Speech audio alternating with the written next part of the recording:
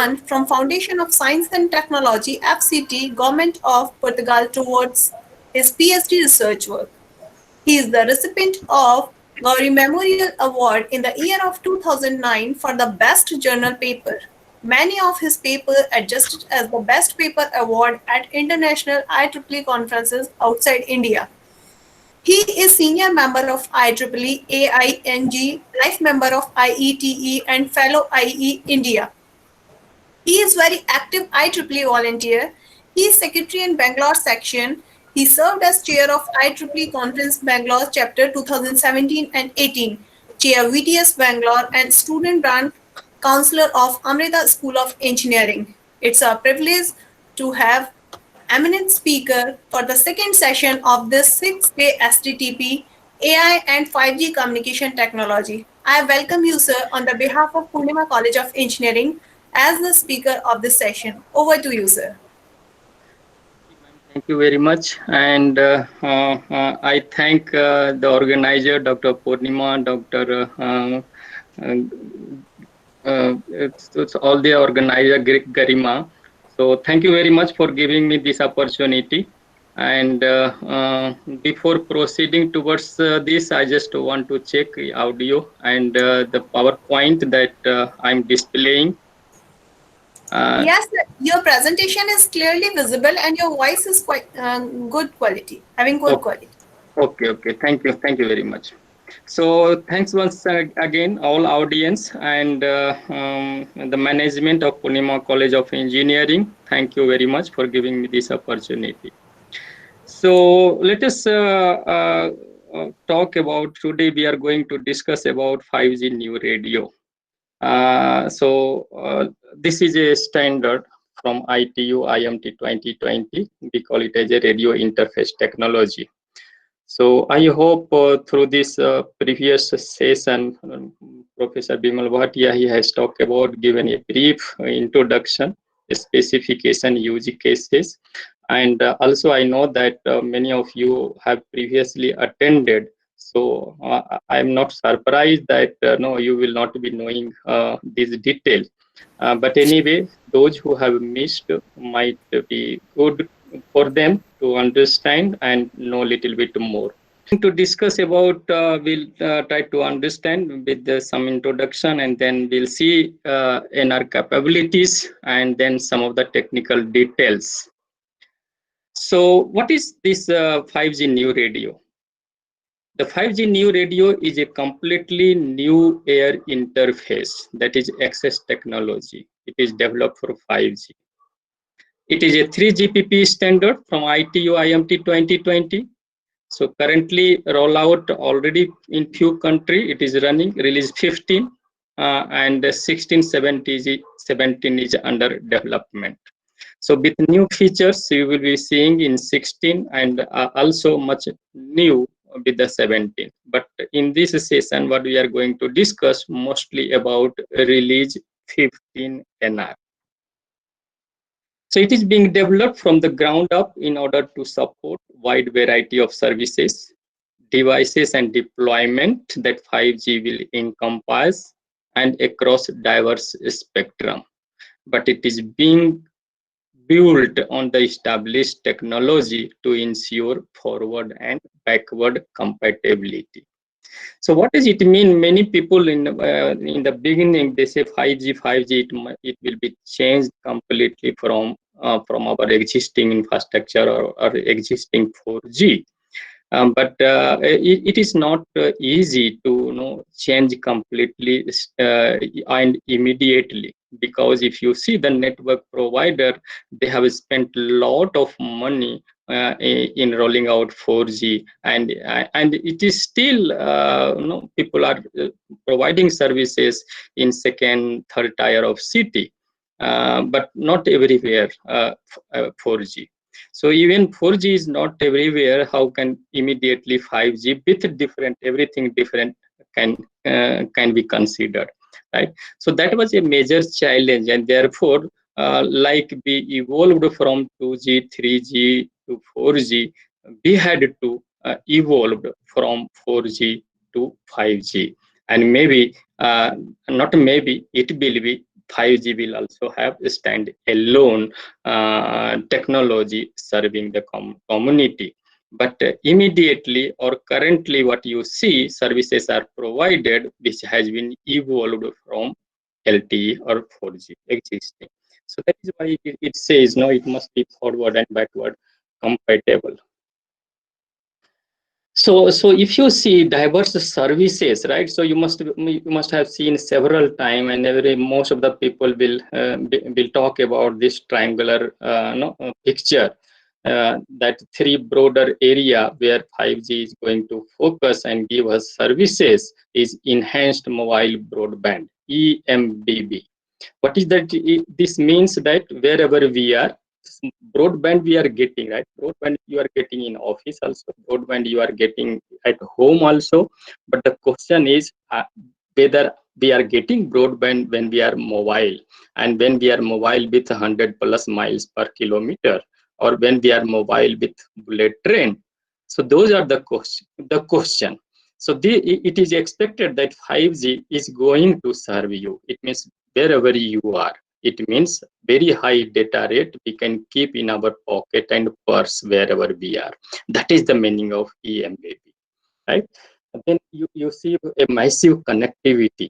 So when you attend the seminar, right, people are talking about the billions of devices will be connected.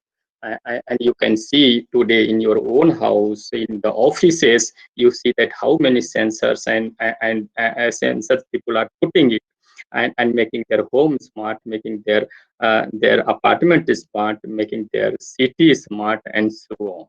So if they are all smart and they will become smart, you can imagine how many billions or the sensors will be connected.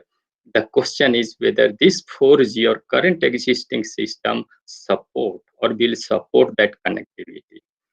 So more or less no, then we have to have such a network which will support such massive connectivity. And that is why in another triangle point you see that massive connectivity or IoT.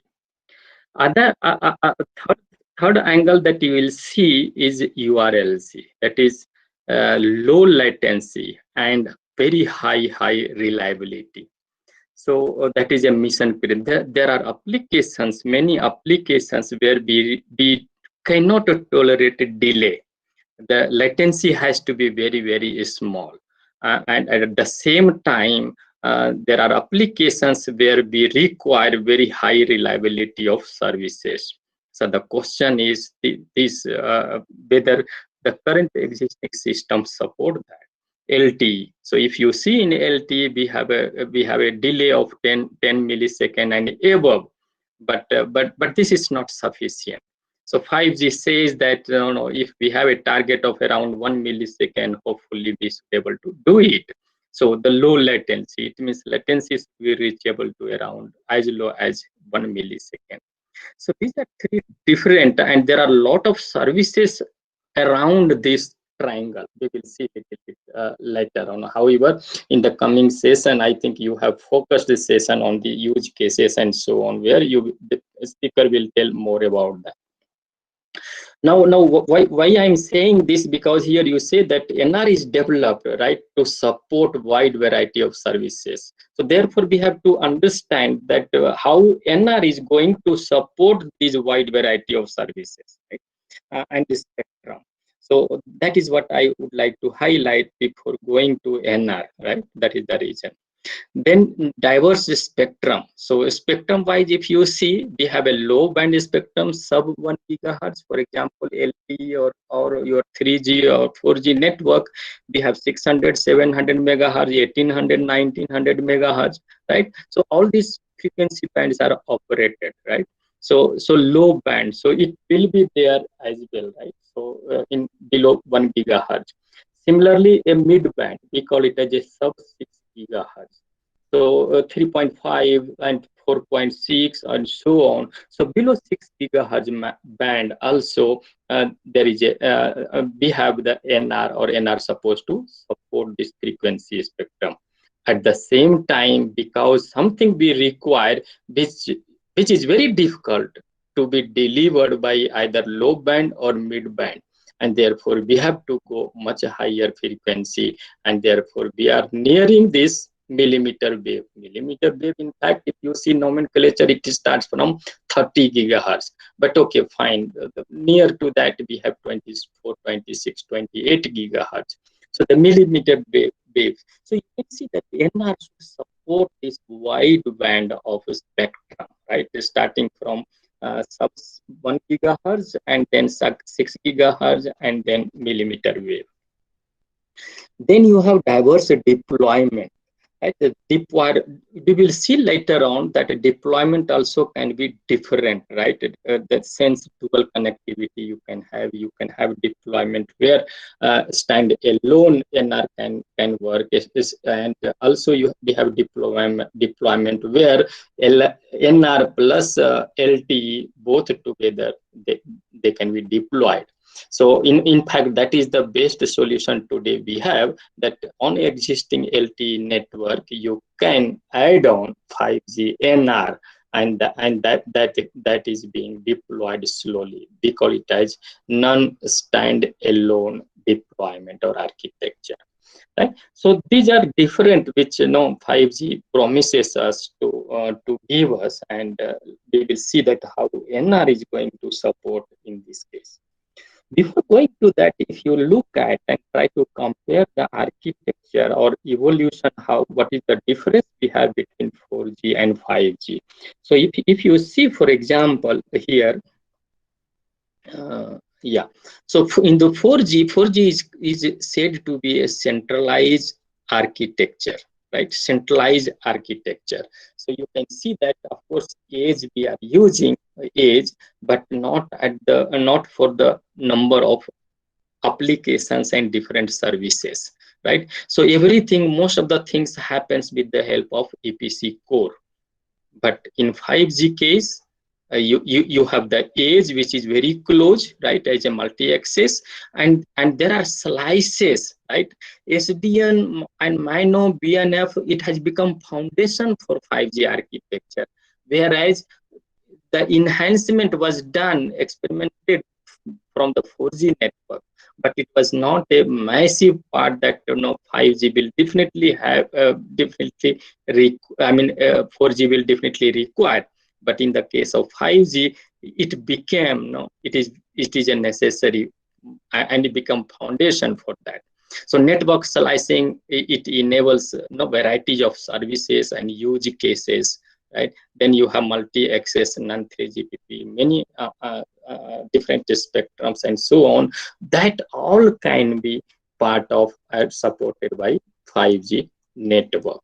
So you can see the clear difference between 4G and 5G. However, in this case, to achieve this, lot of software part you will need, like a network orchestration, right? A software-defined networking. Orchestration is the process of automatically programming the behavior of the network.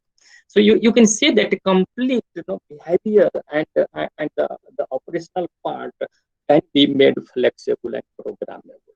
That is the objective of 5G network. Okay. So what will 5G NR do actually? So 5G NR is being designed to significantly improve the performance, flexibility, scalability, efficiency of current mobile networks, and of course to get most out of available spectrum. Furthermore, 5G NR interface is just one component. There are many things done and being developed, but NR is one, which is what we are going to discuss in this session. However, it is considered very, very important, 5G NR. So this is what I was trying to explain you, right? Sorry. So this as you see, three triangle that you have, and around these three triangles, right, we have lot of services. So URLLC, ultra reliable and low latency communication. For example, in vehicular network, right, self-driving network, we cannot give a tolerance to delay. It has to be very, very low latency. Similarly, many critical applications and industrial applications, we require very high precision and low latency. However, if you come to the enhanced broadband, you have 3D video or high definition video you want to upload, you want to download, and you want to live stream and so on. For that, definitely we need this type of services. At the same time, massive connectivity, I already said you have smart city, smart home, and so on. You can understand how many sensors will be there. Even sensor might send 10 bytes of data every 24 hours. But you can see when you have billion and billion, how many data will be floating and transmitted to the network up and down. Right? So these are not easy, and it is believed that current LTE network does support a little, but will not support our future demand of smart city and all of this. So finally, what we are expecting is something like this, right? So you are anywhere at any place, and you will able to access fiber-like experience, data connection, and ultra low latency, and all those services that you can see. So like electricity, you will just expect everywhere. So 5G NR must be able to deliver a huge number of various services provided across diverse set of devices with different performance and latency requirements. It supports a wide range of deployment models from a traditional macro to hotspot deployments. It allows new ways for devices to interconnect, such as device to device or multi-hop mesh network. And it must do all these at an unprecedented level of cost, power, and deployment efficiency. If you remember and try to compare with the LTE network, when LTE was developed and designed, actually the efficiency, especially the power efficiency, was not taken in much into account. So what we call it is a green technology sort of, it was not a main focus in LTE design. But in 5G design, it is one of the main focus that we have to have the energy efficiency. At the same time, as far as possible, it should be designed at very, very low cost, right? And deployment efficiency should not be too complex. And I hope when you have softwareization and architecture, I think those things make the 5G network deployment very efficient and less complex. So in fact, you can see 5G NR. So 5G new radio supposed to offer you a low latency, and it offers. We will see how it is being done. It is also flexibly, it allows flexibility. So we will see that uplink and downlink scheduling and other thing. It has become very, very simple as compared to existing LTE network. And also the reliable channels. So a lot of scalable features is brought into the design, and we will see that there are so many sub-carrier spacing, unlike one fixed which we have in LTE case. Also, it allows massive MIMO and therefore greater throughput. In fact, when you have a millimeter wave system or technology, right, by default, the antenna is going to have the pencil radiation beam. And when you have a pencil radiation beam where the beam width is limited to around 10 to 14 degree angle, now you can consider that if we want to cover a 360 degree like a monopole antenna, then how many such antenna of millimeter wave will be required?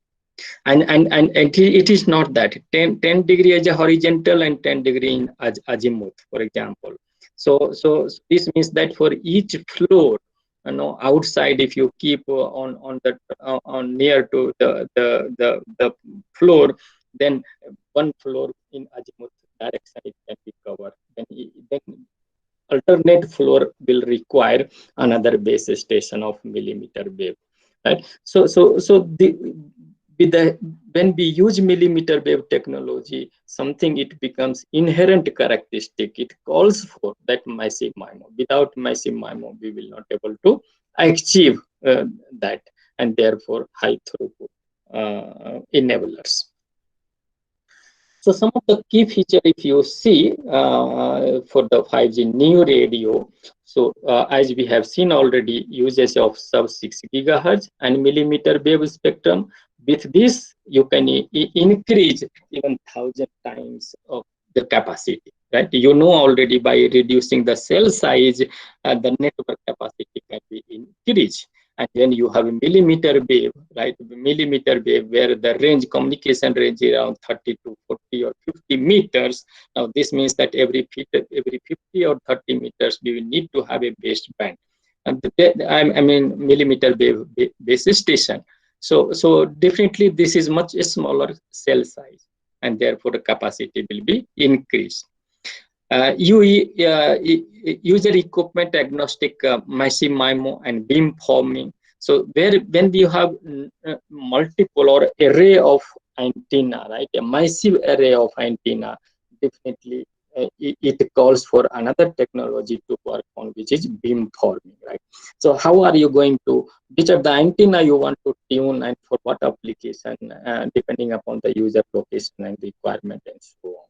So the beam forming becomes, and the coverage area again can be higher in this case. Lean carrier design. So this is another very good concept that brought in the 5G NR design at physical layer. Lean carrier, we will see little later that what is this meaning. Many reference signals are paused for many unwanted frames. What happens in current system? For example, if you take a broadcast signal, so every 10 milliseconds, a broadcast signal goes on, right? But the question is, do we need really that every 10 milliseconds to broadcast the identity or beacon signal?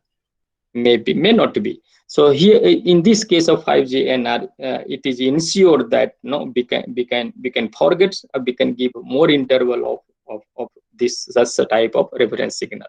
So by doing this, we achieved no power efficiency. By doing this, we avoid the interference and so on. So that is another very good concept in design that came in lean carrier design. Flexible frame structure. So what happens until now, what we know is frame structure when we define, most of the time it is rigid. We define the number of bits and TTI and so on, and it remains fixed. What maximum we give is we leave one or two field empty, so to incorporate some future characteristic or future behavior. Something that we leave only in the frame format that you see. But in this case, we will see that it is a completely flexible, right? It can change to as small as 125 microsecond, or it can keep 1 millisecond or so on. So that is flexible frame structure. A scalable OFDM based air interface. This is another where it can scale to as small as possible and large. For example, bandwidth itself, if you see, it scales up to 400 megahertz, or even in case of millimeter wave, 800 megahertz. So those provisions are also made in our design. Numerology, this also we will see that there is no fixed carrier spacing. So if you again recollect from LTE has a fixed carrier spacing of 15 kilohertz. But in this NR, we will see that we have different carrier spacing. Okay. Advanced channel coding technique. So this is another that LTPC and polar code. So they are the candidate, and they perform very good as compared to turbo code, which is most popular and widely used in 4G system. Carrier aggregation. So as I said, the carrier aggregation, if you take in LTE case, it goes to 20 or maximum to 100 megahertz carrier aggregation. But in the case of 5G, we have carrier aggregation of 400 megahertz or even up to 800 megahertz, right? Integrated access and backhaul. This is also possible that front hole and backhaul access can be done in the same using the same base station. Flexible connectivity and mobility and the session. It is optimized it or it optimizes end to end for any service. Beamform control and access channel for greater coverage and high spectral usage for enhanced efficiency. So we will see some of these features, key features of NR in the following slides. However, this also I would like to highlight, although frequency, there are a lot of frequencies in use, but you can see where and for what applications and scenario we can use this frequency. For example, 600 megahertz or 700 megahertz, right? So because of lower frequency or below 1 gigahertz, no, we can design a base station which covers relatively longer coverage area. So this can be used for a micro cell coverage, right? Micro means wider cell coverage. Then you have the sub 6 gigahertz, which is around 3.4, 3.6, and so on. So this will cover a lesser area as compared to macro, right? So you will have few small cells in the macro when we are using this frequency band. And when we are using millimeter wave at 28 or 26 gigahertz of frequency, definitely it will offer more data rate, and also you have ultra and small cells. So a lot of cells will be needed. The coverage area of each cell will be very, very small. So since you are increasing the number of cells, the capacity will also increase. It is also possible that each antenna can focus one user and therefore delivers its full capacity of gigabit data or multi-gigabit data. Right? So this different frequency in fact allows you different deployment and non-deployment of macro, micro, and even ultra small cells. This I will skip the source frequency where they are using. So again, if you look at the coverage footprint, right? So you see LTE 700 or 600, right? Where it can give you around 200, a few hundred of Mbps data maximum, right? The bandwidth goes to around 10 megahertz.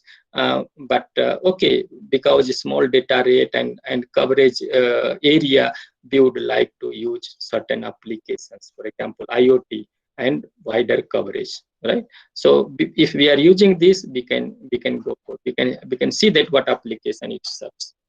At the same time, if we are using in 3.4 or 3.6 gigahertz, right, where mid-band, in the mid-band case, definitely the coverage area will reduce, right? So you have less coverage area. At the same time, because of a small cell size, you are increasing the capacity, network capacity. And because of you will have relatively higher bandwidth, aggregated bandwidth or so, we can expect few hundreds of megabit data, or even peak data of around 1 gigabit or so on, right? So but when you have exclusively on millimeter wave 28 or so on, definitely you have very small coverage area, but that capacity can be increased to 1,000 times, and definitely you will increase the data rate, because aggregated bandwidth can be really very high. It goes up to even 800 megahertz or so on. So definitely this shows that we can deploy I mean, we have different deployment scenario, and therefore as you see that where we require EMBB, you have the solution. Where you require IoT, you have the solution, right? As far as theoretical concept is concerned.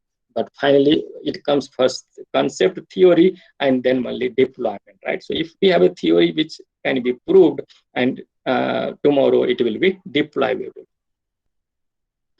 So let us see this one of the aspect that shows the spectral utilization efficiency, right? So if you see the current LTE network, right, it also aggregates to around 100 megahertz bandwidth. But you see that because of this guard band, right, lot of bandwidth is wasted. But you see in the case of 5G that 100 megahertz, it is a continuous, right? A contiguous, you get around 98 megahertz aggregated.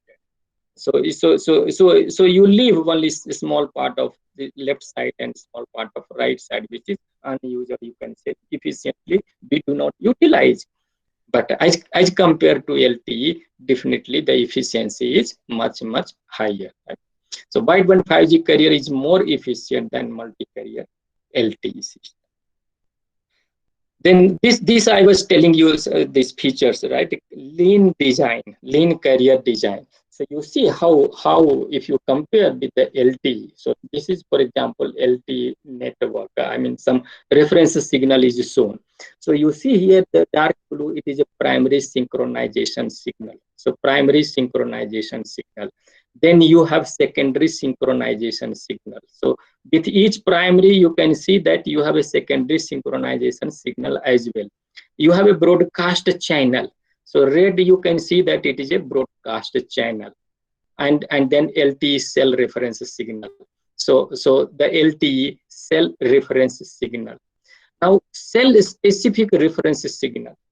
So this is also a reference signal which is required and which is being transmitted by LTE network.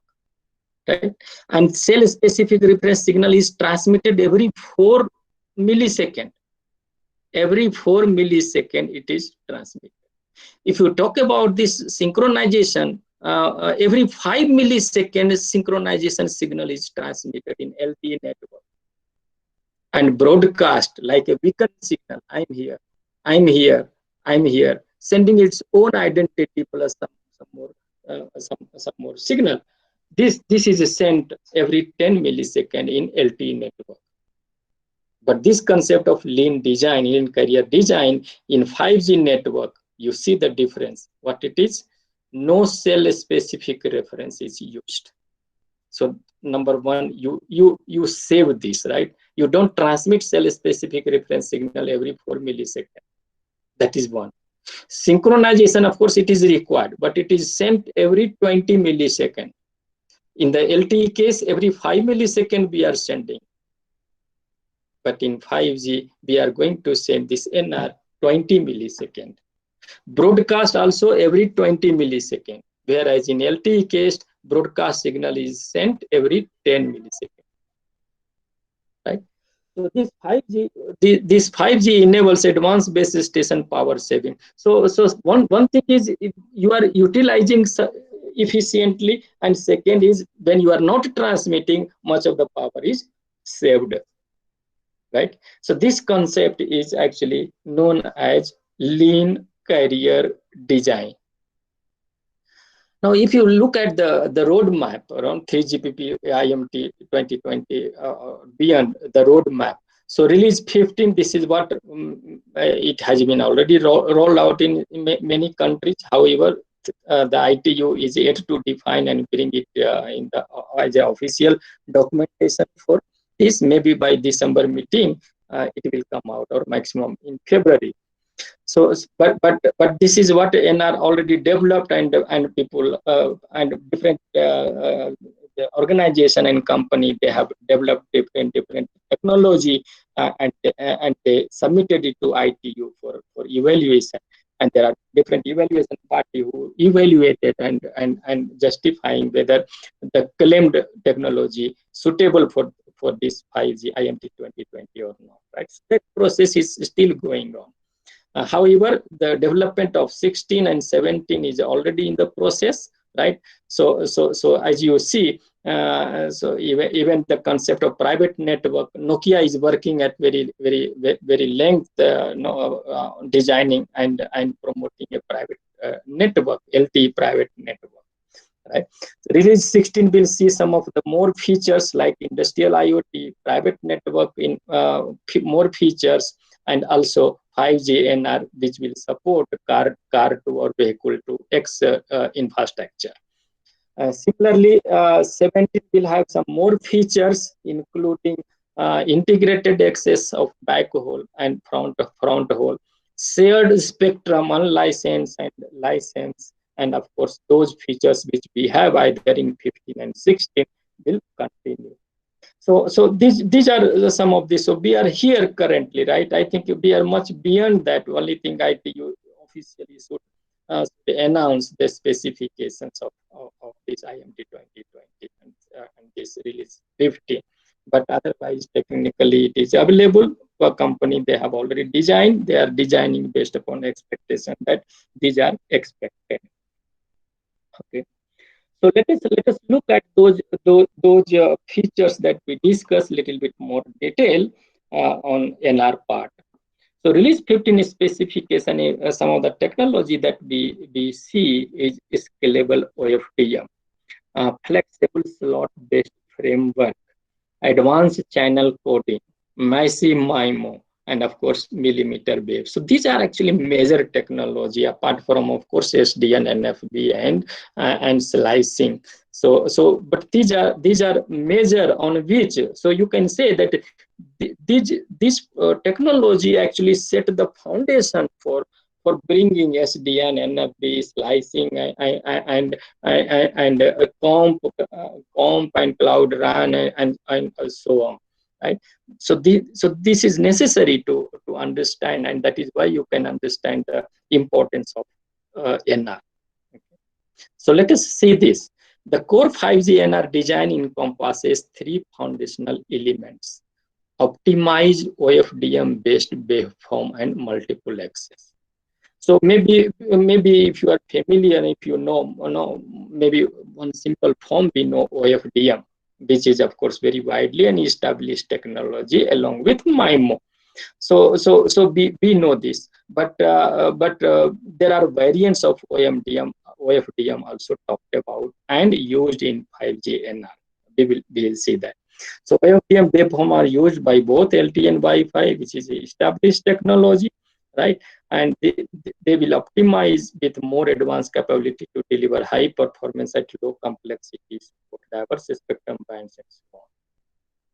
So in 5G NR, cyclic prefix orthogonal frequency, this is nothing but what you have OFDM. Okay, we know that OFDM, one of the component you have is a CP, cyclic prefix, to remove ISI, right? But this is for both. It is defined in NR, that downlink as well as uplink. And CPO-FDM use a well-known for DL transmission, but is new for uplink. So in 5G NR, for uplink also this is introduced. Both uplink and downlink simplifies the overall design, especially with respect to backhauling and device-to-device communication. Additionally, there is a support for DFTS spread OFDM. So you see this the CPU OFDM and DFT OFDM in uplink for the coverage limited scenario with a single stream transmission. Actually, this is similar to SSC, single carrier OFDM. Okay, this is similar to SSC, single carrier OFDM, also SCFTMA. So, I think Qualcomm, inventor of this, they termed this as a DFT spread OFDM. So DFTS OFDM uses a single transmission, which is helpful in power limited scenario. A single carrier transmission and has the advantage of lower PAPR. Hopefully, you know there are several merits of OFDM, but at the same time, two greatest disadvantage of OFDM we have, which is synchronization issue and PAPR, that is peak to average power ratio. So this DFTS reduces the uplink PAPR to some extent because it is a single carrier based system. This also allows services that use different bandwidth to efficiently multiplex in integrated framework. For example, using a scalable numerology, a smaller sub-carrier spacing provides larger cyclic prefix, which can be used to support broadcast. So you understand, because of flexibility and scalability, we have even varying CP also. So CP length can vary. So you can understand where the channel condition is not good. It is possible that the CP can be larger, right? To counter to ISI effect. So such concept using this DFTS OFDM, especially in uplink, tries to avoid this. At the same time, it also enables the multiplexing. For example, if you see, you are sending in the integrated form. So a bunch of carriers, they are used for wideband where you have EMBB requirement. At the same time, some of the low frequency spacing can be used for narrowband IoT. Large CP can be used for broadcast service. Right? So you can see that when we have a flexibility, then only it can be done. With the same carrier spacing of OFDM, it is difficult to achieve this. So that is what it says: integrated and efficiently multiplex framework. So this allows that for different application, you can multiplex them in a single uplink or downlink. So there are multiple variants of OFDM considered for 5G use cases and deployment. So you see 5G NR downlink. This is a common CP OFDM and OFDMA. That is what existing you have. It offers all the services. There is no doubt. Then additionally, you have for uplink, right, a micro cell where single carrier OFDM and FDMA can be used, and this maximizes the device energy efficiency. For a smaller cell, right? For a smaller cell, you can have CP OFDM plus OFDMA. So because in the case of a smaller cell, the distance will be small. If distance will be small, you don't need a larger, CP. So CP can be definitely there, but it should be a small CP, right? You have massive IoT, low energy single carrier, mission critical. So CP OFDM, SC OFDM, they can be used. Additionally, there is another access scheme you have, which is called resource spread multiple access, RSMA. This feature is included, and this is called as a grant-free transmission efficiency. Grant-free. I will discuss one of the slides I have where it will show what is grant-free and how it achieves higher efficiency. Resource spread multiple access, RSMA. So the macro cell wide area deployment, a single carrier OFDM based and multiple access FDM can deliver a smaller peak to average power ratio variation. A small cell local area deployment spectral efficiency is a higher priority than PRP. You can use CP OFDM, right, with a smaller CP. Optimize uplink waveforms and multiple access for different use cases, low throughput IoT use cases, high reliability, low latency, and so on. So if we have those, then it is possible to bring out these features. RSMA, resource spread multiple access. This is also mostly focused to Internet of Things, such as RSMA is used in use case which requires asynchronous and grantless access. What happens is if you look at the LTE, how it get access to uplink. So whenever it wants uplink information to be sent, it requests for a grant from the base station. So through the random channel, it requests such a grant, and then base station gives a grant, and then allocate a channel, and then mobile station transmits it. So this means that there is a significant amount of latency involved, time delay involved. But usage of RSMA allows grantless. This means that the UE does not require in advance a grant from base station. So whenever it has, it is possible that in uplink it can put its information. So that is the purpose of it. In RSMA, a group of different UE signals are superimposed on top of each other, and each UE signal is spread to entire frequency time resource assigned for the group. Different UE signals within the group are not necessarily orthogonal to each other, because, and this is a spread, as you can see that, right, superimpose on top of each other, and signal is spread to the entire frequency time.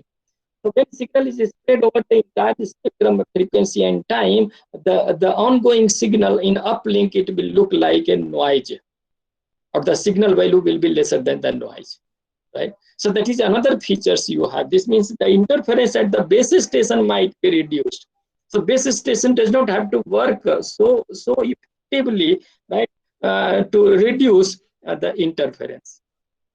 Spreading of bits to the entire resource enables decoding at a signal level below background noise and interference, right?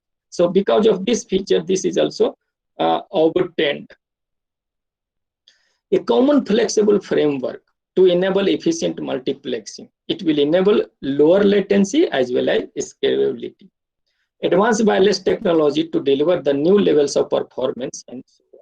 So you can see that this enhanced mobile broadband that we know, data intensive application, you can use entire bandwidth and carrier, and you can get experience of fiber like experience. The technology that will make it happen include gigabyte LTE, massive MIMO, millimeter waves. So all this technology will give you or support enhanced broadband, mobile broadband. So you see this is important, that what it says, the framework, right? Flexible and scalable framework, NR framework. So look at closely, right? So this is a scalable numerology. We will see what is a scalable numerology. For example, you see, just I would like to highlight. So what happens is, in the case of LTE, the subcarrier spacing is fixed, 15 kilohertz, right? But in case of NR, right, the subcarrier spacing can be 15 kilohertz, it can be 30 kilohertz, it can be 60 kilohertz, it can be 120 kilohertz, and it can be even 240 kilohertz. So it scales 2 to power n into 15 kilohertz, right, up to 1, 2, 3, 4. So this is called scalable carrier spacing, right, and numerology. Now you can see slot duration. So slot duration is also flexible for different application. For example, where we require high data rate. Differently, you might need support of all subcarrier, and maybe for a longer duration of time, and you support high data rate. However, you will need somewhere like IoT applications, where one subcarrier spacing, and that too a smaller subcarrier spacing of 50 kilohertz would be sufficient for such application. You might use this, right? So this scalable slot duration and this flexible architecture or the concept in the design allows us a lot of things to do and improve the performance over LTE. So 5G NR framework supports the diverse services, features, and deployment scenario envisioned for 5G. Self-contained slot structure. We will see this URLCC application. So you see how short and small time slots are there. Plus you have lot of empty and blank which can support any future applications and services that we might envision and come across, right? And also it will support feature compatibility. Scalable OFDM. So let us look at this. LTE supports carrier bandwidth up to 20 megahertz with a mainly fixed OFDM of 15 kilohertz, right? That we know. However, NR offers the scalable OFDM. It supports diverse spectrum bands and deployment models. NR can operate in millimeter wave as well, right? We have seen, and therefore we have wide channel bandwidth. So that gives us the opportunity to do lot of things and provide different services, right? So as I saw, you can see in the case of LTE, bandwidth aggregation is up to 20 megahertz. with a channel spacing of 15 kilohertz. But and this can be used as an outdoor micro coverage, right? With this and FDD 700 megahertz. However, in outdoor for TDD 3 to 5 gigahertz, we can have, for example, 30 kilohertz spacing, and that carrier aggregates up to 100 megahertz. Similarly, in the indoor environment, if we want to use sub 6 gigahertz, right, a carrier spacing of 60 gigahertz, and that the bandwidth aggregation can be over 100 megahertz, 160 megahertz, or so on.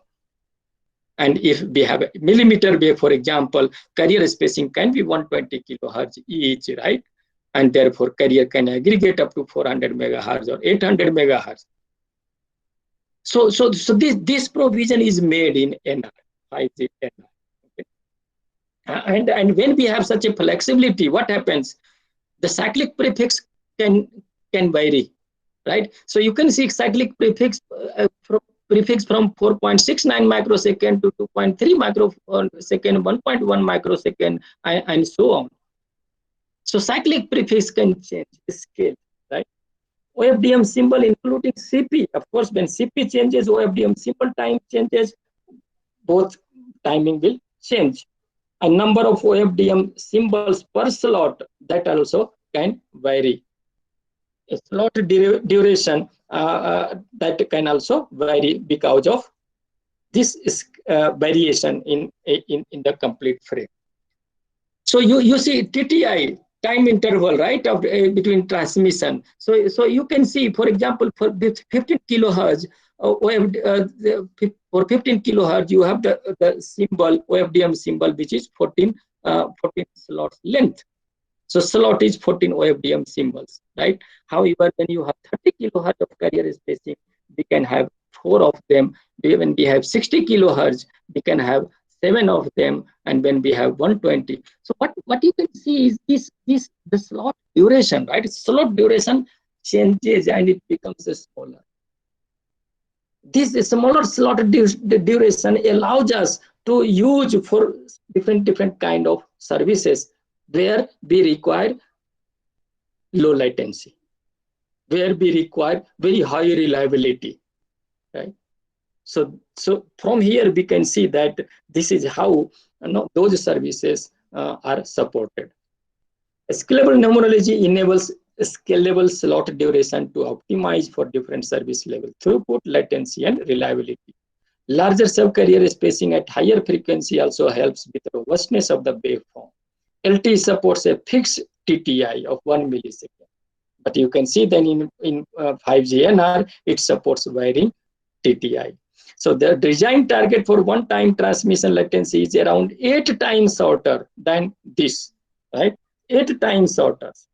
To better support service with long latency requirement, 5G NR flexible frame structure is designed with TTI that will scale up and down.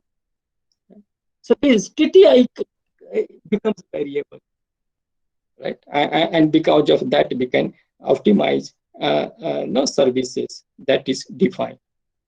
So the same thing is shown here, right? You can see how small slots can be defined and can be used in this 5G NR, and this all supports high quality of service for different applications and services. So there is another very important concept, a mini slot, right? So you see that slot length already reduced or so on, and then a concept of mini slot is brought. The mini slot brought is same again. You can consider previously we have seen multiplexing, right? With a wideband, you can multiplex a mini slot to transmit a URL, such type of application and services. Right? So in between you can do that. So that is what it is here. It supports the slot aggregation for data heavy transmission, at the same time efficient multiplexing of long and short transmission by introducing mini slot in the frame. And this is what you can see. Now this is quite visible, right? You see the slot length, length, right? For entire frequency might be used for a very small duration. What does it mean? Where we require very, very low latency, we can definitely use. At the same time, when you have the requirement of very high data rate, you can use for a longer time, you can use entire spectrum of frequency. It allows, by setting this combination of latency, reliability, and data rate, you can use for different kind of services. Right? You have broadcast service, you can use for V2X, and so on. And there are blank, right? Blank available, which can be used for future, which we do not know what application tomorrow will come and we might use, right? So therefore, you will be able to use using the same design. Right. So this I think I have already total low latency mini slots. So the mini slot concept brought in. So a mini slot is a shorter in duration than a standard slot and located anywhere within the slot. A mini slot is 2 or 4 or 7 OFDM symbol long. A mini slot provides low latency payload, right, with an immediate start time without needing wait for the start of the slot boundary. Actually, what happens in LTE, if you want to change from uplink to downlink and for different kind of services, you have to change over. You have to leave some slot and then you have to start. This means that you are creating a problem of synchronization. You are creating, you are making your system inefficient because you are leaving some of the slots. You cannot immediately start it, and that has been overcome in 5G NR design. So a mini slot anytime without giving much gap can be allocated, and that type of supports, where the low latency payload or so on is required. Self-contained integrated subframe. This is another features that supported by this scalable and flexible framework. The self-contained integrated subframe is another key enabler for lower latency and forward compatibility. The lower latency is achieved by having the data transmission and its acknowledgement content in the same subframe. This is another very important feature. Right? So this you see, lower latency is achieved by having a data transmission and its acknowledgement contained in the same frame. So if you see, after a guard period, a small guard period, acknowledgement is sent immediately. So you don't have to wait for actually uplink information or grant or so on. So that is another important feature. By using this dynamic time division duplexing, the network dynamically balances uplink and downlink traffic requirement and includes control and acknowledgement all in the same subframe. So it starts uplink information with the control data and then guard period, and immediately after guard period, acknowledgement is sent. So uplink and downlink can be together. With the NR self-contained integrated subframe, each TTI is now a modular transaction, that is downlink grant, DL data, and guard period, and uplink acknowledgement. All they are in one, integrated, right? That is called self-contained integrated subframe. And this shows, right, because of the flexibility, right, you can use, if you have a data centric, heavy data centric downlink, you can, in that frame you can make use for the downlink data. If you have uplink data or data centric towards uplink, the entire frame can be uplink. Mini slot, if you want, you can introduce 2, 4, 7 symbol slot anywhere, right? And you have a blank slot which can be used for any other purposes, right? So flexibility for additional headers, right? Guard, uplink data, and uplink control. So what it says actually in LTE, if you try to compare, you will see that for this we need to have sufficient guard band. We have to TTI, we have to leave so many slots backend. But in this case, we don't need that. Immediately it can be turned around. It can be the downlink and uplink can be immediately used without giving, without taking permission, without giving any TTI or the slot gap. Ability for NR framework to support blank subframes and blank frequency resources. This enables a forward compatible 5G NR design in the future. The subframe can also contain additional headers that can be used to provide additional information for transmission. For example, operating in unlicensed spectrum typically requires the support of what we call it as LBT, listen before talk, to ensure a fair sharing across different users and to reduce interference. So these LBT headers sent by the network are used by downlink devices to access channel availability for data transmission. And when used in device-to-device communication, these headers can indicate the link direction and provide scheduling information for the directly connected devices. So you can see that by having this, it serves different purpose. It serves for uplink, downlink information, at the same time device-to-device communication. But for device-to-device communication, it is used for link direction. It can be used for scheduling and so on. The self-contained subframe also plays an integral role in enabling advanced 5G NR antenna techniques such as massive MIMO.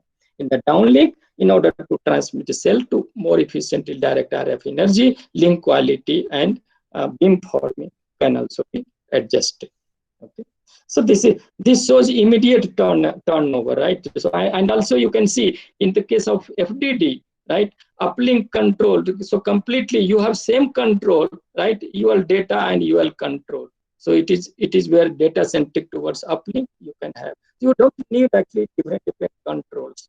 So these concepts shows us much efficiency, where we are saving efficiency, we are saving the bandwidth for different applications. Flexible bandwidth part and reference point. This too is another very important concept that brought in 5G. Okay? Flexible bandwidth part and reference point. So what is that? 5G NR reference point A and bandwidth parts are two very important concepts. In LTE, what happens? All devices are capable of decoding full carrier bandwidth. So 20 megahertz bandwidth, and when it is aggregated to 100 megahertz, a device is able to decode. But in 5G NR, the maximum carrier bandwidth is up to 100 megahertz in FR1 and 400 in FR2. Also, it goes to 800 in FR2, which is millimeter wave. Now, what happens in bandwidth part? It is not like that device will have to scan or use whole of the bandwidth. Not necessary.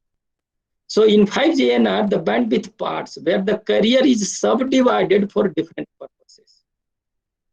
Each bandwidth part has its own numerology and signal independently. One carrier can have mixed numerology to support a mixed level of services like power saving, multiplexing, and so on. However, only one bandwidth part in UL and one DL are active and given. Bandwidth part will support 4G as well. So you can see from you can see this is one example of bandwidth part, right? So before coming to this, let us understand this reference point also. Reference point A coincides with subcarrier 0 of a common resource block for all subcarrier spacing. The reference point A acts as a reference from where the frequency structure can be described. Each resource grid uses a specific 5G NR numerology and starts from a frequency offset from point A. That is why actually it is called as a reference point A. And the devices get a location of reference point A by decoding the broadcast system info. So this reference point becomes a reference for the devices. So these two. Now let us see this bandwidth part. What it says, this approach is the receiver bandwidth adaptation. So receiver can adapt the bandwidth. It does not have to really go through the entire bandwidth aggregation or whole of the 100 megahertz or 400 megahertz. With this approach, the device can monitor narrow bandwidth for control channels. It can also use narrow band to receive small to medium size data, use full bandwidth when amount of data is large. So the support of these two aspects, receiver bandwidth adaptation and device not capable of receiving full bandwidth. So this is the new feature in NR. So what happens, you can see this is a bandwidth part, right? And in between, you have some carrier, some part of the bandwidth, which is used for different applications and usage. So in such a reduced device energy consumption for each separate user using a smaller part of overall carrier. In another scenario, the bandwidth part 1 and bandwidth part 2, and they have all their own numerology. So I think we understand what is the numerology, right? So if we divide the bandwidth into parts, we can use the flexibility and scalability whatever we have, right? So that is what it says. Overall carrier contains two non-contiguous bandwidth part with different numerology. Yet in another, it is possible. No, in between you can have something completely different. Maybe in future it will come, but you can have. So bandwidth part 1, bandwidth part 2, and then bandwidth in the total overall carrier aggregation. Right? You can also have something new. Do not know something now, something new, not yet defined. So because of this bandwidth part concept, now we can see that whatever maybe means most of the features that can come as far as flexibility and scalability is concerned, it is possible to use them, right? So a non-contiguous spectrum allows insertion of unknown service, open bandwidth to support something new or something not yet defined. Okay, so that is about the scalable frame structure and slots and so on, right? So that is one part of the physical layer. The second is also the channel coding. So you have seen that the channel coding also we have, which is different than the LTE what we are using in LTE. So mostly these two channel coding techniques are known and have been used in LDPC, low density parity check, and also polar code for control channel normally. So what is low density? Many of you must be knowing already, working also. So it is a linear error correcting code and a method for transmitting a message over a noisy. So this is normally suitable for a noisy environment transmission channel. So we think that the channel is very noisy, and we can make use of this LDPC. LDPC codes are capacity approaching codes. This is also called to be a capacity approaching code. Okay, which means that practical construction exists that allow the noise threshold to be set very close. Okay. So that is the LDPC. If you see this comparative performance of these two, right? So you see that LDPC performs better than even polar and better than turbo code. The spectral efficiency is concerned. So turbo is widely used in LTE, right?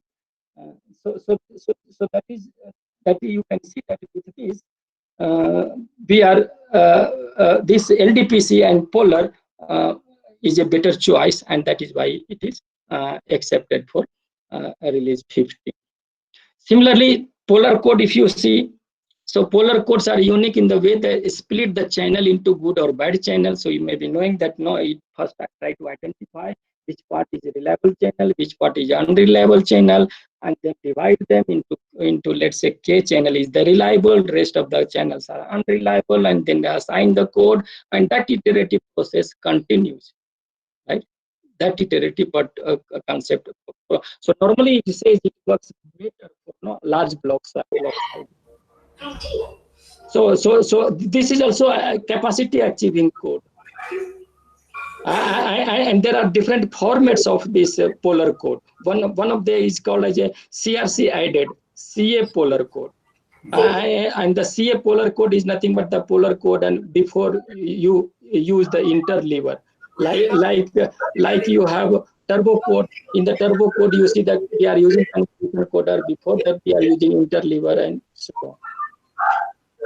So if you compare, for example, LDPC and polar code, we see that the polar code performance is little bit better than the turbo coder or even, but it is for a smaller block length. But polar code works better for the large block size. And here it shows link level gain of 5GNR carrier CA polar, that is code CRC added polar code, right? So here it shows that there, because of variety and different payloads, so sometimes the different form of polar code which we have as CA and PA, and they are also used, and you can see that there is some gain in the case of CA polar code. So that is again very brief about the channel coding, which is also part of NR, that NR design considers LDPC and polar code. Then another very important concept is NR can be used for as different deployment scenario, right? So NR is developed, design, and then the question is how can you make use them? How can you deploy them? Right? Is it possible that we can deploy this on a existing LT, or today be deployed with the existing LT and tomorrow be segregated? The answer is yes. So what are the deployment opportunity you have, right? So that is the next question that we are trying to address. So first let us see that people, most of the time you might have heard about what is standalone and non-standalone architecture, right? Or deployment. So this is what you can understand very clearly from standalone and non-standalone. So if you see first non-standalone, most of the deployment today is non-standalone. So in the non-standalone, you have NR, right? The NR base station is there. But control and data plane, or for control and data plane, we are using the existing LTE network or core, EPC core. So this means that you can say that it is a sort of evolution, and the network provider who wants to offer EMBB services, for example, the enhanced mobile broadband, they have deployed this type of the network, non-standalone. But in the case of standalone, you can see that control and data both are independent. So if you have 4G network, the control and data both with the 4G network, EPC or so on. But for 5G network, 5G will have its own core network, and therefore data and control both are this. So some of the where 4G network, for example, does not exist, you can have a standalone, right? Or you want to give offer services, exclusive services to some of the customers, you can definitely go for this architecture, the standalone architecture, and that is being considered and being deployed, and they are going to support all of this, right? NR optimized design for massive MIMO. So this is another, we have already seen that you see, especially when you are using at millimeter wave, right? We need to have a large array of antenna, a large number of antenna. And when we have large number of antenna, definitely you need to have a beam forming technique. You need to ensure that coverage is also maintained, and of course you can have a very high throughput to service, and also especially at millimeter wave, it is also understood that interference will not be too much. Interference is not much. But of course, at lower frequency, it is difficult to design massive MIMO, because at lower frequency, it will be very difficult to concentrate energy into certain direction and limit your beam energy. Right? but massive MIMO especially very suitable at a higher frequency. However, even 16 into 16 is also designed at sub 6 gigahertz frequency. But people say, okay, this is also can be considered as a massive MIMO. But I think normally in literature, if you see, normally they talk about more than or equal to 32 into 32 for massive MIMO scenario. So a lot of massive MIMO is an extension of traditional MIMO for a large, sometimes greater than 8, sometimes 16 or 32. You can define your own definition for massive MIMO, okay, depending upon the frequency. Enhanced coverage, enhanced capacity, all of this possible. Okay, so this is something given that in different releases, what are the configuration we have, 8, 9, or different releases, and in the 15 it is normally we have up to 32 plus configuration. So capacity requirement, coverage requirement, technology capability, 3GPP specification supports all these 13, 14 and LTE. Okay, so when you have large area of antenna, you need beam formation and so on. So these are general characteristics. I think you can go through. I don't have to spell them out. Okay. However, for this type of the deployment, the major driver, you can say, because of the large area size, we have to have beam formation, and then we have to think about architecture hybrid, which is analog and digital for the beam forming case. So lot of deployment opportunity actually made us to think of lot many other concept in estimation, channel estimation, in the beam formation, and therefore because of large beam, now we have come across something called as a beam management, right? So you can see, in fact, if you know how this link is established, you will be able to understand. So initially, a very large antenna gets switched on, which is like a sector antenna.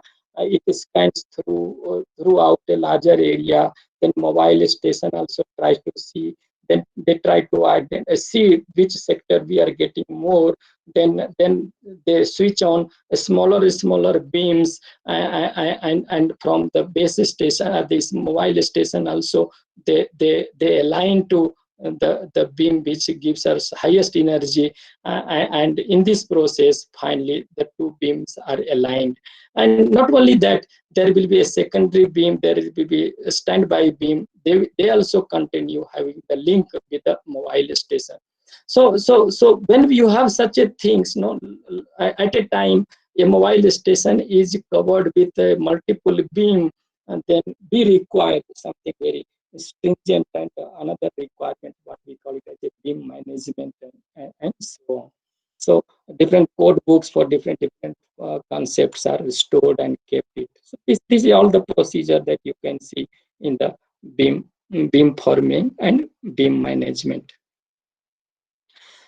So in summary of this uplink MIMO, two transmit schemes are supported as NR uplink MIMO. Code book based transmission, non-code book based transmission also exists. Diversity schemes are not explicitly supported, right? And no diversity based transmission schemes are supported in release 15 NR. And then we have seen the millimeter wave. This is another frontier. We never had a transceiver sort of like for cellular design. There is a millimeter wave transceiver exists, right? Mostly for point-to-point communication. But we are experiencing first time for a cellular design, millimeter wave. And the reason, I think we know already why we need this. But there are a lot of problems we have because of high attenuation, and therefore communication range is very limited. But that allows again a lot of another opportunity or technology to investigate, like beam forming and so on. So we have a drawback, we have the advantage, right? So it opens up a lot of other opportunity to work on, and therefore we cannot say that technology is not good or technology is very good, but there are a lot of problems. So this is one what I was trying to say. Many times you got these features like integrated access and backhaul. So backhaul is when you have aggregated data from front haul and to be transmitted to either a core network through this or to another base station.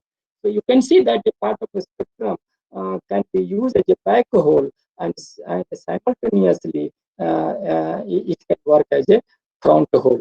So front haul accessing the mobile users and aggregated data can be transported to another base station or to a core network. So here also, although I think this integrated is available not in 15, but in the later release, this is being brought and this is being developed. Okay. Dual connectivity, you must be knowing already the dual connectivity where you have LTE as a macro station and then NR, 5G NR, which can be a small cell. So for different provisions, we have that dual connectivity to fully leverage LTE investment. Right, so you don't design a standalone network directly. You can see, for example, concept, right? So this is you have, for example, a micro network, right, or ubiquitous connectivity using LTE, where you are operating either on 700 megahertz or so on. So it will have wider coverage area, but at the same time you have a smaller 5G NR millimeter wave, right, for a smaller area. So when users are somewhere here, you are accessing LTE. Of course, you cannot access gigabit data, but when you are in the coverage area of this 5G NR, you can access the gigabit data also. So this allows a dual connectivity deployment. And of course, it has been shown that the 5G only latency is less, but if you are using 5G plus LTE with a dual connectivity sort of, you will definitely not reach this latency requirement. But other services definitely no disconnection or discontinuity in the call, right? That sort of you can get it. So I'm not sure how much time is left. Okay, maybe just 2-3 minutes. 2-3 minutes. I will stop, ma'am. Yes, and no issues. Time is already has done, but you can complete your task. Okay, just 2-3 minutes. I'll not take more. Yeah, sure, sure. Okay. So 5G, NR, FDD, and TDD carrier aggregation to support mid-band deployments. We have already seen this. Okay. In fact, it is not just NR. We have also told before that it is not only NR that is giving us everything, but 5G core network is also necessary. So if you remember, for a standalone deployment, we have to have 5G core network of its own. So there are plenty of actually architecture exist and that can be deployed. So you can see that 4G you have current system you have, right, and then 5G you can have with 5G core network and 5G NR. So this is a standalone that you can have. At the same time, this is a standalone LTE and this is a standalone NR. It is the same. You can have this architecture non-standalone where we have shown. So data and control is with LTE network and core network, but to provide eMBB services, you can also have 5G, but core is still used for with EPC. Non-standalone LTE assisted. So there are different form of the same non-standalone architecture. So I think spectrum sharing I'm not taking, but if you try to understand spectrum sharing, there you will try to understand all this different architecture available. Okay, but you can see now the control and data, right? So how it is also possible that you can have control and data over NR or using NR, but there's some assisted service from LTE or LTE network can also be supported over to 5G. Right, this already we have seen. This is also possible. You see, the LTE control, control will be LTE, and the core can be used with the of 5G, right? So 5G core you have, but otherwise data and control plane or the signal is over. With the LTE access network. So similarly, you can have this, right? You have the option to use the core network with 5G NR access network also, right? And EPC of LTE may not be used.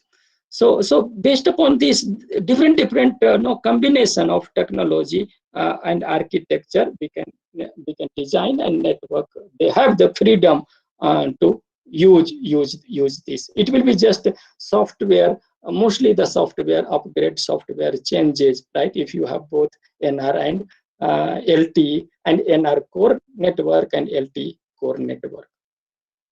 So different deployments exist as a standalone or non-standalone, and combination of those. So I think, yeah, so with this, I would complete this. I would like to acknowledge some of this from where I took the slides and information.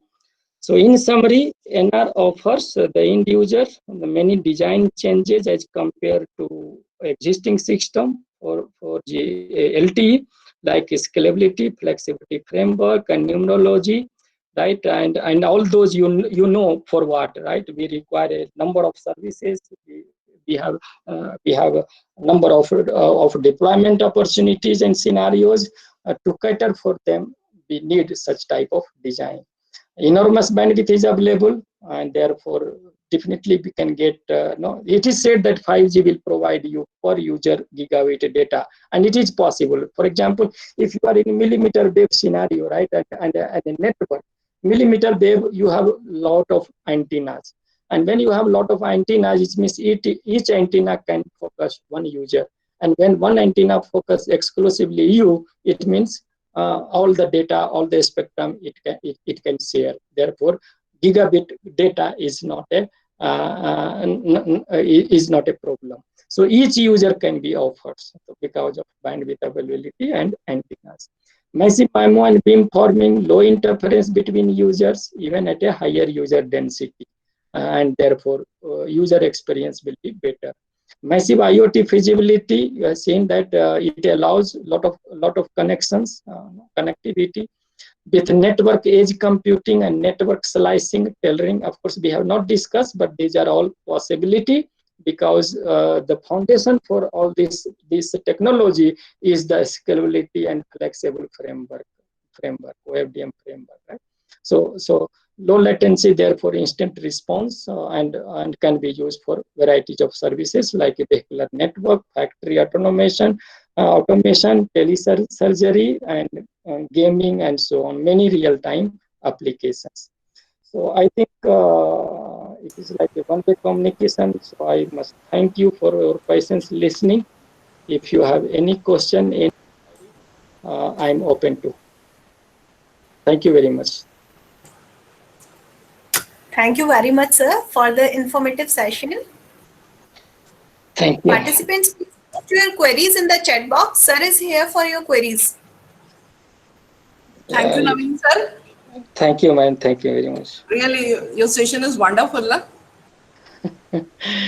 More information, ma'am, but what to do? No, in one-way communication, it is difficult to keep communicating, right?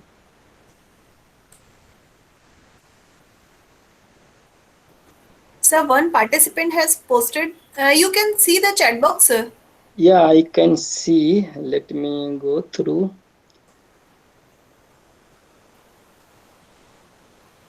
This already 6G used for satellite communication, is that? Yes, sir. 6G actually, what is 6G? I think I heard this question before also in Professor Bimal Bhatia session. So at the physical layer, if you talk about, so it is mostly AI based changes. Okay, so intelligence is brought, which was actually difficult in 5G network even. So 5G network does not talk about more on the intelligence, either it is DL or it is ML or altogether AI. But if you see large amount of work in 6G lie on AI. So AI at physical layer, AI at MAC layer, AI in the network. So this is one big difference you have between 5G and 6G.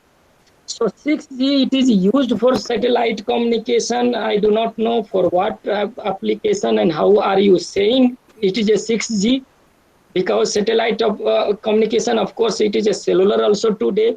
It is there are narrowband and very narrowband also used. So I'm not sure what application or referencing which application you are telling that no satellite communication now it is a 6G. So I'm sorry, I cannot really explain this until I know the except the application that you are talking about. Okay. Yeah. Any other query?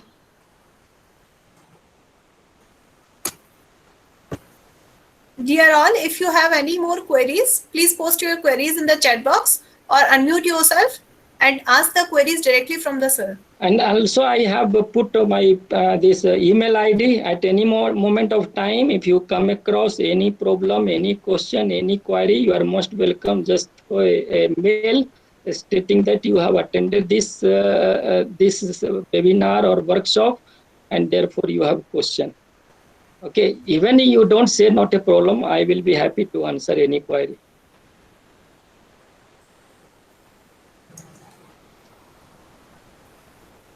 I think no more queries from the participant side. Okay. It is. So please, all of you just turn on your cameras for a minute so we will take a group photograph. I am announcing again for all the participants, please do not bother about this link. We are taking the attendance, those who are attended the STTP. So we are taking the attendance by software extension.